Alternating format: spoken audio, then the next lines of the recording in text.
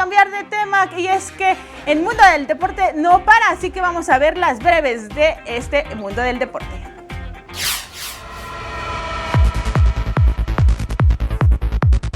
Con gol de Luis Suárez y un doblete de Lionel Messi, que además significó el número 600 en su carrera profesional, el conjunto de Barcelona consiguió dar el primer golpe a Liverpool en el partido de ida de semifinales de Champions League.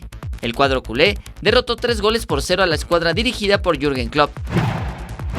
El Tribunal de Arbitraje Deportivo determinó que la atleta sudafricana Caster Semenya tendrá que disminuir con medicación sus niveles de testosterona si quiere participar en competencias desde 400 metros hasta la milla. Esto debido al hiperandrogenismo que sufre y que suponen la pone en ventaja sobre las demás atletas. El presidente de la Federación Mexicana de Softball, Rolando Cruz Guerrero, informó que la selección nacional femenil de la disciplina se preparará en Estados Unidos rumbo a los Juegos Panamericanos Lima 2019. Las mexicanas competirán en la Copa Internacional de Softball de los Estados Unidos del 1 al 7 de julio.